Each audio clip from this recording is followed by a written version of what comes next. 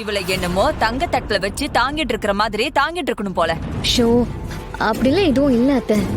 ஒரு முக்கியமான கால் அதான். ஆமா, இவ பெரிய மினிஸ்டர். அப்படியே 24 மணி நேரமும் பிஸியாவே இருந்துருவா. சரி சித்தி, விடுங்க. ஐலி, நீ போய் உட்காரு. போன்னு சொல்றேன்ல.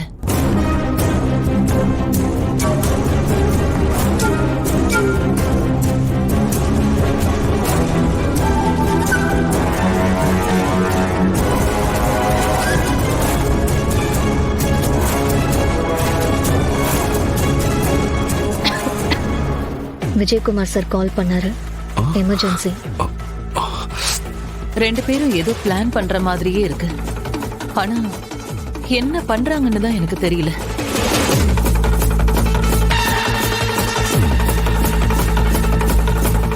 அண்ணி, இந்த பால் சொம்ப கையில பிடிங்க.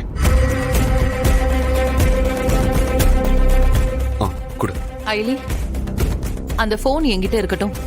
நீங்க 2 பேரும் முதல்ல சடங்க முடிங்க.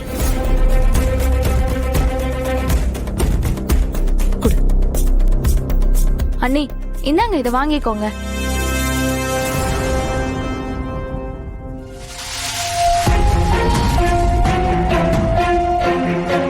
பொன்னி, குங்குமத்தை எடு.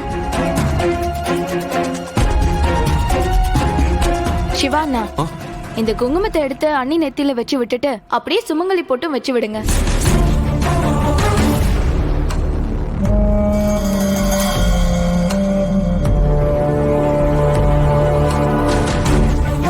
என்ன இவன் ஏதோ அடுத்தவன் பொண்டாட்டிக்கு வச்சு வர சொன்ன மாதிரி இப்படி முடிச்சிட்டு இருக்கான். அவன் பொண்டாட்டி தானே வைக்க சொல்லியிருக்கோம், வைக்க வேண்டிதானே. என்னென்ன யோசிக்கிறீங்க? எடுத்து வைங்க.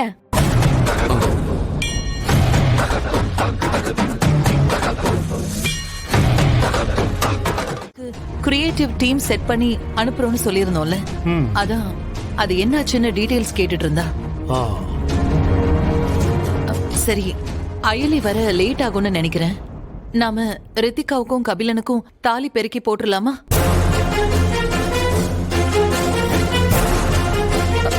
கபில எங்க? ஒரு முக்கியமான வேலையா வெளியே போயிருக்காரு.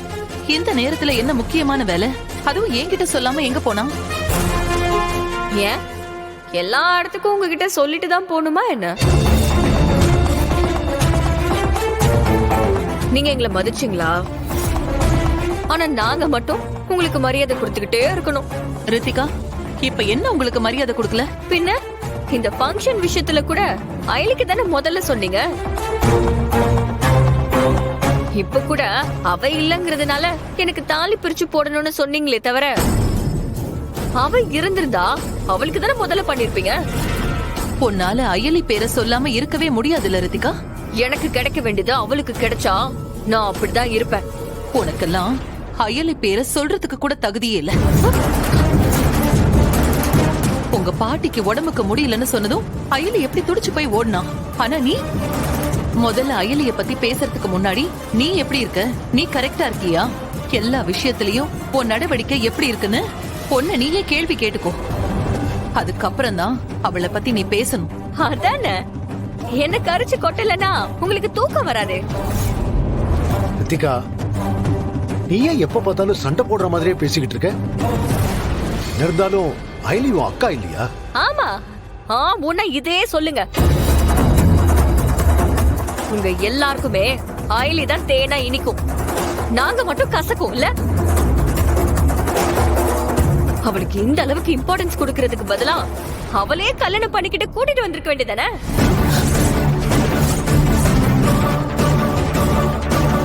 என்ன எதுக்கு கல்யாணம் பண்ணி கூட்டிட்டு வந்திருக்கீங்க? ரித்திகா, பெரியவங்க கிட்ட வார்த்தைய பார்த்து பேசு. சரிங்க நீ, நான் எதுவும் பேசல, வாயை மூடிக்கிட்ட போதுமா? ஏய், என்னம்மா இது? கபிலன் எங்க போய் தொலைஞ்சா? அடுத்து என் பிள்ளைய திட்ட ஆரம்பிச்சிட்டீங்களா? பாத்தியா, அவன் தான் முக்கியமான வேலையா வெளியில போயிருக்கோன்னு சொல்றோம்ல, அப்புறம் என்ன? அப்புறம் என்ன முக்கியமான வேலை? சித்தப்பா விடுங்க, வர. தாலி பிரிச்சு கோக்குறதுங்கிறது கிட்டத்தட்ட ஒரு கல்யாணம் மாதிரி. அது இப்படி பாதியில நிக்கிறது அபசகுணம் மாதிரி தானே. நீ என்ன தப்பா நினைச்சாலும் பரவாயில்ல. அந்த அயலியும் சிவாவும் எப்ப நம்ம வீட்டுக்குள்ள காலடி எடுத்து வச்சாங்களோ அப்ப இருந்தே இப்படி ஏதாவது ஒரு கெட்டது நடந்துகிட்டே தான் இருக்கு. நீயே நல்லா யோசிச்சு பாரு. அவங்க வரதுக்கு முன்னாடி நம்ம குடும்பம் எப்படி இருந்துச்சு, இப்ப எப்படி இருக்கு? நீ நம்மளாலும் சரி நம்மளனாலும் சரி அதுங்களை பிடிச்ச கெட்ட நேரம் தான் நம்மளையும் பிடிச்சு ஆட்டிக்கிட்டு இருக்கு. என்ன சொன்னீங்க? எனக்கு அக்கறை இல்லையா? யாருக்கு உண்மையான அக்கறை இருக்கு யாருக்கு இல்லங்கிறது இப்ப தெரியும். ஏய் ரித்திகா, என்னாச்சு? ஏதாவது பிரச்சனையா? ஆமா அத்த, எங்க பாட்டி மயக்கம் போட்டு விழுந்துட்டாங்கன்னு சொன்னதும் அண்ணி எப்படி எல்லாம் திட்டினாங்கன்னு பாத்தீங்கல்ல.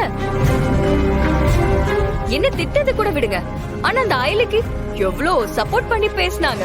ஆமா பேசினாதான். இப்ப என்ன அதுக்கு? என்ன அதுக்கா? அந்த அயலி ஹாஸ்பிட்டலுக்கு போகவே இல்ல. ரித்திகா, நீ என்ன சொல்ற? ஹாஸ்பிட்டலுக்கு போகதானே தாலி பிரிச்சு கோக்கறதே நிறுத்திட்டு ஓடுனா? இப்ப வரைக்கும் அங்க போகல அத்த. நம்ம எல்லாரையும் ஏமாத்திட்டு நல்ல வேஷம் போட்டு சுத்திக்கிட்டு இருக்கா.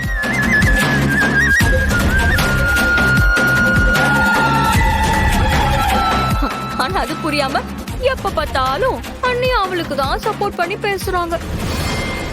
பண்ணுங்க பண்ணுங்க, இன்னும் எத்தனை நாளைக்கு நீங்க பண்றீங்கன்னு நானும் பாக்குறேன்.